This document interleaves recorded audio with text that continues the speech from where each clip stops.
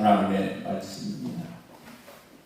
구약 성경 시편 119편 1절과 2절의 말씀을 드리겠습니다.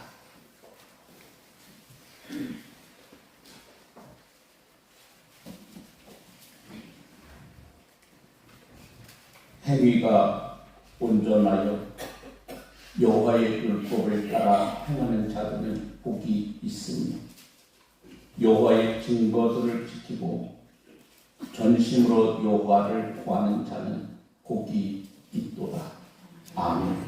살아계신 하나님의 말씀입니다. 할렐루야. 여러분, 우리가 신앙생활을 하면서도 풍성한 삶을 누리지 못하는 이유는 무엇일까요? 내가 신앙생활을 오래 하는데도 하나님의 축복을 경험하지 못하는 이유는 무엇일까요? 여러 가지 이유가 있겠지만 그 중에 대표적인 것은 우리가 성경을 읽지 않기 때문입니다. 성경은 축복의 보고입니다. 그런데 그 보고를 우리가 닫아놓고 있으니까 축복이 사장될 수밖에 없습니다. 신앙생활을 하면서도 늘 답답합니다. 뭔가 마치 도로가 막혀 있는 것과 같습니다. 모든 사람이 복을 좋아합니다. 그런데 중요한 것은 복의 개념입니다. 세상 사람들은 흔히 복을 단순히 소유의 개념으로만 이해합니다. 그러나 그것은 우리가 조금만 생각해 봐도 잘못된 것임을 쉽게 알 수 있습니다. 만일 그렇다고 하면 우리의 행복은 재산순이요, 권세순이요, 지위순이어야만 합니다. 성경은 소유 이전에 하나님과의 올바른 관계 정립이 복이라고 선언하십니다. 여러분, 왜 그렇습니까? 하나님만이 복의 수요자이기 때문입니다. 하나님만이 만복의 근원이기 때문입니다. 그러므로 우리는 어떤 것을 소유하려고 발버둥치기 전에 우선 우리가 하나님과 올바른 관계를 맺어야 합니다. 그렇게만 되고 나면 그 위에 물질, 권세, 지위 등 저절로 우리에게 따라오게 됩니다. 마치 여러분 좌석과 같은 원리입니다.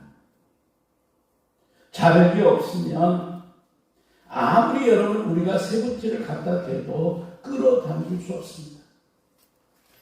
그러나 자력이 생기면 저절로 세부치들이 와서 척척 달라붙습니다.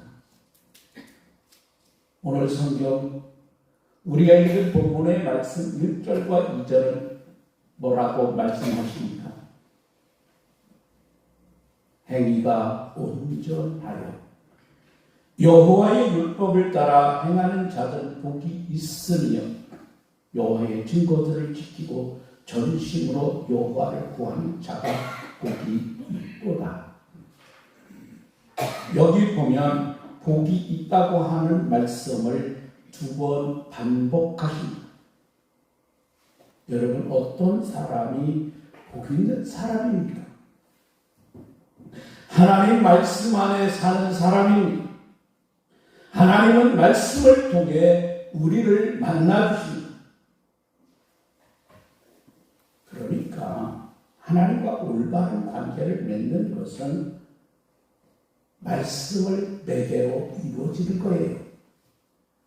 말씀을 읽고 배우고 묵상하고 깨닫고 우리가 지킬 때 하나님과 올바른 관계를 맺을 수 있고 그때 비로소 우리는 복된 인생이 됩니다. 하나님의 말씀 안에 사는 사람이 복 있는 사람이라면 그에게 구체적으로 어떤 축복이 임할까요?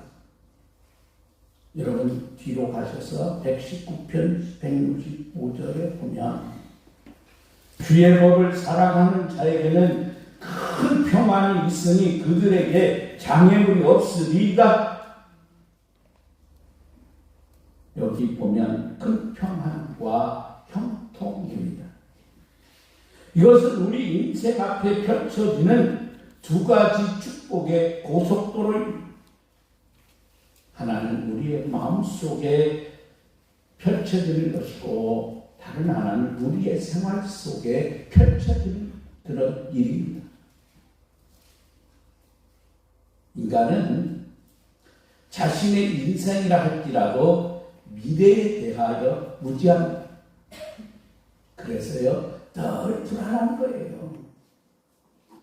앞으로 어떻게 될지 몰라 자불완성입니다. 내가 1년 후에 10년 후에 노후에 나는 어떻게 될까? 죽음 후에는 어떻게 될까? 몰라서요 근심하게 되는 거죠. 그러나 하나님의 말씀 안에 사는 사람은 미래에 대해 잘 압니다. 물론 하나님이 늘 동행해 주시고 순간순간 인도하여 주시니 세부적인 것을 알 필요도 없고 하나님은 그런 것까지 우리에게 알려주시지도 않습니다. 그러나 하나님의 은혜로 승리할 것을 우리는 확신합니다. 그리고 죽음 이후 영원한 천국이 예비되었다고 하는 것을 우리가 압니다. 그러므로 믿음의 사람, 하나님의 사람은 두려워하지 않습니다. 하나님 말씀 안에 사는 사람은 어떤 환난이 와도 결국은 승리할 것을 알기 때문에 낙심하거나 절망하지 않습니다. 세상이 주는 것과 전혀 다른 차원의 훌륭한 평안이 그 심령 가운데 솟아나게 됩니다. 예수님 우리에게 말씀하십니다. 요한복음 14장 27절에 평안을 너에게 끼치노니 곧 나의 평안을 너에게 주노라. 내가 너에게 주는 것은 세상이 주는 것과 같이 아니하니라. 너희는 마음에 근심하지도 말고 두려워하지도 말라. 요한복음 16장 33절에서 주님은 또 이렇게 우리에게 말씀하십니다. 이것을 너희에게 이르면 너희로 내 안에서 평안을 누리게 하려 함이라. 세상에서는 너희가 환난을 당하나 담대하라. 내가 세상을 이기었노라 하시니라. 아멘. 아멘. 성도들은 인생의 앞길을 다 하는 사람들입니다. 하나님의 말씀을 통해 진리의 등불을 비춰주시고 우리의 발걸음을 인도해 주시기 때문입니다. 요즘 많은 자동차에 내비게이션을 정착하고 다닙니다. 지난 한 주간 동안 월요일부터 목요일 감사일까지 새벽에 인천공항에 도착을 했습니다만 처음 저도 라오스라고 하는 땅을 가봤습니다. 처음 가는 땅인데 어디를 알겠습니까? 알 수 있는 방법, 자동차마다 여러분 내비게이션을 장착하고 다닙니다. 그러면 이 GPS를 통해서 현재 위치를 파악해주고 목적지까지 지도를 통해 음성을 통해 안내해줍니다. 라오스라고 하는 나라는 700만 겨울한다고 그래요. 땅도 우리보다 훨씬 더 크죠. 근데 뭐 교통적인 거는 도로나 이런 것들은 우리에 비하면 얼마나 열악한지. 여러분 우리가 한국에 여기 있을 때 잘 모르는데 해외 갔다가 여러분 인천공항 딱 오면 야 내가 한국 사람이라고 하는 자부심을 느낍니다. 저는 아직 유럽을 가보지 못했지만 세계 어느 나라에 여러분 인천공항처럼 대단한 공항이 없어요. 저는 동남아는 여러분 갔는데 동남아 공항에 가보면 우리 청주공항만도 못합니다. 그게 국제공항이에요. 인천공항 여러분 그저 한 모퉁이 될까 말까 그게 국제공항. 우리 국민들이 돌아오면 거기서 비행기를 타고 갔다 오면 그냥 뿌듯한 자신감이 생겨요. 이야, 대한민국이 이렇게 엄청난 나라.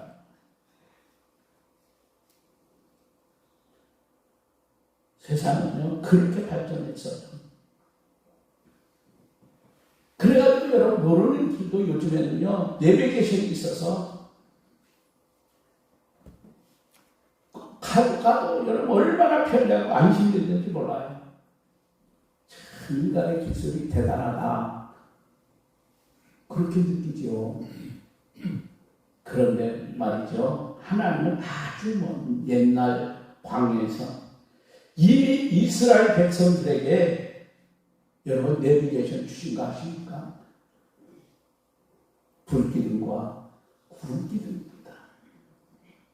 하나님이 그들과 동행하면서 광야의 길을 인도하십니다. 그래서 이스라엘 백성들이 1년도 아니고 40년 동안 약속의 땅, 가나안 땅에까지 안전하게 도달할 수 있도록 낮에는 구름기둥으로 앞서 하나님 인도해 주십니다. 밤에는 불기둥입니다. 오늘 우리도 마찬가지. 하나님께서 말씀과 성령을 통해 안전하게 우리를 천국까지 인도해 주신 거예요. 그러므로 우리는 미래에 대하여 두려워하지 않습니다.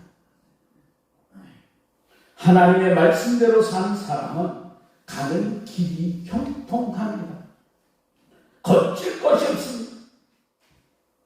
시편 1편 3절에 보면 하나님의 말씀대로 사는 사람을 가르쳐 시냇가에 심은 나무로 비유하십니다. 저는 시냇가에 심은 나무가 시절을 쫓아 과실을 맺으려 그 잎사귀가 마르지 아니한 것 같으니 그 행사가 다 형통하리로다. 아멘. 정말 말씀대로 살면 여러분 시냇가에 심은 나무에 풍성한 열매가 맺어지듯 하나님의 능력으로 우리가 승리하게 될 거예요. 누가복음 5장을 보면 시몬 베드로가 예수님을 만난 놀라운 기적을 체험한 사건이 기록이 되어 있습니다. 여러분 베드로가 누굽니까? 갈릴리 바다에서 장뼈가 굵은 어부 중에 어부입니다. 그런데 밤새 그물질을 했지만은 허탕을 쳤습니다. 우울한 마음으로 새벽에 그물을 싣고 집으로 가려고 하는데 그때 마침 예수님과 많은 무리가 몰려들었습니다. 예수님은 베드로의 배에 올라 말씀하십니다. 한참 하나님의 말씀을 전하신 후에 이제 끝나고 돌아가려고 하는 베드로에게 주님이 또다시 명령하십니다. 깊은 데로 가서 그물을 내려 고기를 잡으라. 여러분 고기 잡는 것으로 말하면 베드로가 전공자입니다. 누구보다도 여러분 여기가 어디입니까? 베드로가 평생 살고 직업으로 삼았던 갈릴리. 누구보다도 어디에 그물을 치면 고기가 잘 나오고 무슨 고기가 나오는지 1년 중에 어느 해 나라는 무슨 고기가 많이 나오는지 누구보다도 잘하는 게 베드로입니다. 그러나 베드로가 어떻게 합니까? 여러분 우리가 생각해 보세요. 밤새도록 여러분 지금까지 베드로가 고기잡이를 하다가 허탕을 친 상황입니다. 우리 같으면 여러분 한번 생각해 보세요. 순종하기 어렵습니다. 주님, 밤새도록 수없이 금을 내려는 한 마리 못 잡았습니다. 주님은 여기 사시는 것도 아니고 나는 평생 여기 살았고요. 주님 알다시피 내가 평생 고기 잡은 사람 아닙니까? 그렇게 말할 수 있습니다. 당연합니다. 그러나 베드로가 어떻게 합니까? 주님의 말씀에 순종합니다. 시몬이 대답하여 이르되 선생님 우리들이 밤이 새도록 수고를 하였으되 잡은 것이 없지만은 말씀에 의지하여 내가 그물을 내리리다. 베드로가 어떻게 했습니까? 주님의 말씀에 순종했습니다. 그때 여러분 어떤 일이 일어났습니까? 베드로도 깜짝 놀랄 일이 일어났습니다.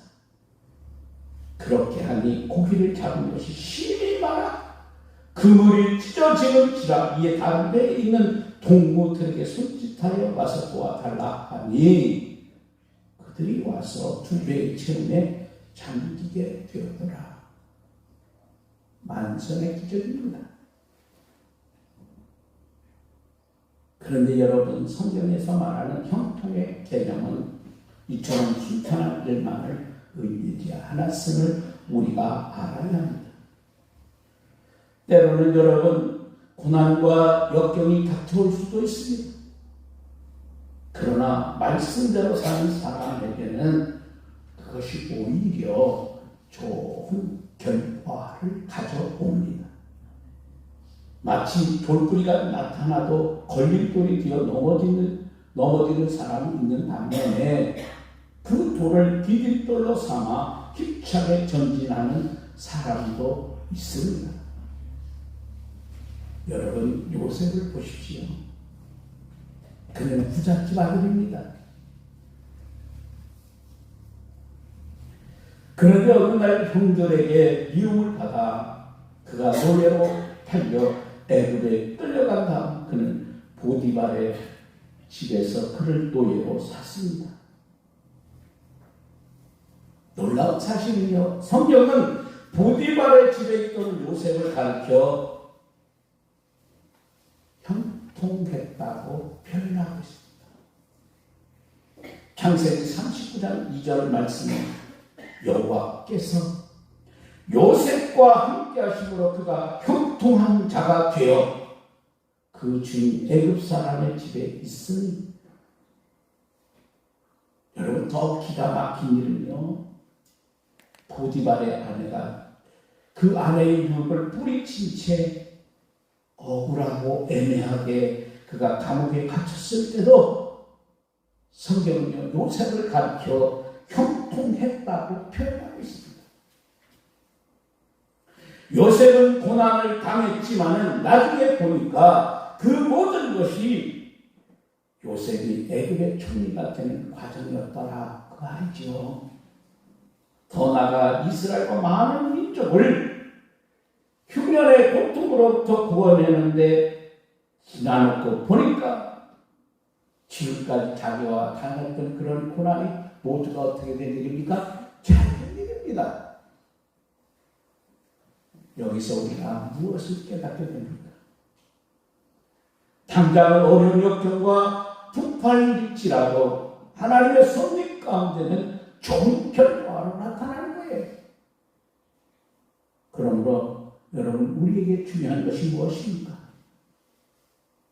상황이 쉬우냐 어려우냐 그게 아니라 우리가 하나님의 말씀대로 살고 있느냐 그렇지 않느냐입니다. 만일 우리가 고난 중에도 하나님의 말씀대로 여러분이 살고 계시다고 하면 그것은 형통입니다. 여러분 그 고난은 장애물이 아니라 디딤돌입니다. 로마서 8장 28절에 성경이 우리에게 잘하는 말씀이죠. 우리가 알거니와 하나님을 사랑하는 자 곧 그때로 부르심을 입은 모든 자들에게는 모든 것이 합력하여 선을 이루느니라. 우리가 처하고 있는 현재의 상황이 중요한 게 아니라 우리의 신앙의 상태가 중요합니다. 하나님과의 올바른 관계를 유지하며 말씀대로 살고 있다고 하면 그 앞에 축복의 고속도로가 활짝 펼쳐진 거예요. 우리가 풍성한 축복을 경험하지 못하는 이유는 바로 하나님의 말씀의 성경 말씀을 우리가 소홀히 여기기 때문입니다. 이제 우리는 이런 사실을 직시하고 여러분 성경 말씀을 중시하면서 말씀 묵상에 여러분의 인생을 걸기를 바랍니다. 그럴 때 우리 앞에 축복의 통로가 활짝 열리게 되어 있습니다. 여러분 여기 소개하는 한 분 워너 메이커라고 하는 여러분 아십니까? 워너 메이커. 이분은요 백화점 왕으로 백화점을 창시했고 그래서 지금은 전 세계의 최고의 여러분 백화점에서 최고의 상품 파는 거 아닙니까? 그 어느 나라든지 뭐 최고의 좋은 상품 사려면 어디 가요? 백화점 가는데 백화점을 창시하는 분이 이 워너 메이커라고 하는 사람입니다. 이분은 YMCA 운동에 헌신하며 전 세계 곳곳에 회관을 지어서 기독교 청년 운동을 일으킨 바가 있습니다. 또한 그래서 이분이 우리나라에도 저에게 헌금을 보내가지고 서울 종로 2가에 YMCA 회관을 지어준 바가 있습니다. 또한 세계 최대 배단 주일학교 설립자이기도 합니다. 특히 이분은 미국의 최신부 장관의 제의를 받았을 때 주일 성수와 주일학교 교사 직분을 수행하는 것을 조건으로 내걸어 장관직을 수락을 했고 그가 최신부 장관의 재임 기간 내내 워싱턴에서 필라델피아로 주말마다 내려가 교회에서 봉사를 합니다. 정말 대단한 일입니다. 그런데 워너 메이커가 80세가 되던 해 사업가로서 60주년을 맞습니다. 그때 이분에게 한 기자가 질문을 합니다. 회장님은 지난 60년 동안 사업에 크게 성공하셨는데 가장 성공적인 투자는 무엇입니까? 그랬더니 그는 서슴없이 이렇게 대답합니다. 내가 10살 때 최고의 투자를 했지요. $2 75센트에 가죽 성경 한 권을 샀는데 그것은 내 인생에서 가장 위대한 투자였습니다. 왜냐하면 그 성경이 오늘의 나를 만들었기 때문입니다. 그는 가난한 벽돌공의 아들로 태어나 정규 교육도 거의 받지를 못했습니다. 그러나 주일학교에서 배운 성경 말씀이 워너 메이커를 변화시켰습니다. 10살 때 주일학교 선생님이 단체로 성경을 싸게 구입해 주겠다고 하는 말을 듣고 그가 신청을 했는데 가격이 $2 75센트입니다. 자기 수준에 37센트밖에 없었던 그는 성경으로 활물을 구입했고 그 무려 1년 반 동안 벽돌을 나누면서 모은 돈으로 그 성경의 값을 완불하게 됩니다. 이것이 그의 인생의 기초라는 거예요. 여러분 그렇습니다. 말씀 안에 사는 인생은 자신도 상상하지 못한 모습도 놀랍게 변합니다. 여러분 민족도 변합니다. 영국은 본래 해적의 나라가 아닙니까? 그런데 영국이 성경으로 하여금 신사의 나라로 여러분 그들을 변화시키지 않았습니까? 성경 말씀에 투자하면 여러분이 절대로 손해보지 않습니다. 여러분 지금까지 신앙생활 하고 오시면서 풍성한 축복을 체험하셨습니까? 그렇다고 하면 감사한 일입니다. 만일 여러분이 지금까지 그렇지 못했다고 하면 지금부터라도 말씀 안에 살아가는데 최선을 다하는 사랑하는 성도 여러분 모두가 되십시오. 그러면 반드시 여러분 앞에 축복의 고속도로가 활짝 펼쳐지게 될 줄 믿습니다. 주의 사랑과 축복이 여러분과 함께 하시기를 원합니다. 기도하겠습니다. 주께서 우리를 사랑하셔서 오늘도 축복의 고속도로의 말씀을 통하여 은혜 받으며 우리의 삶의 방향을 설정하게 하시고 무엇이 우리의 인생의 중요한가를 알게 하셨습니다. 우리가 축복의 고속도로로 나가는 그 길에는 하나님의 말씀이 필요합니다. 하나님의 말씀의 성경 속에는 우리의 축복의 보고가 담겨있기 때문입니다.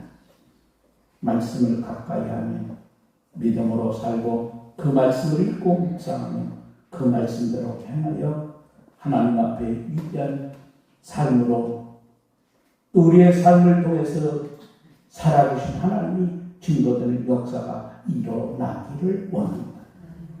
오늘의 주신 말씀을 가슴 깊이 생각하고 지혜롭고 성령이 충만한 믿음의 삶을 살아 축복의 고속도로의 주인공이 되는 은혜가 우리 모든 성도들에게 임하게 하옵소서. 우리를 언제나 사랑하신 예수님 귀하신 이름으로 기도합니다. 아멘.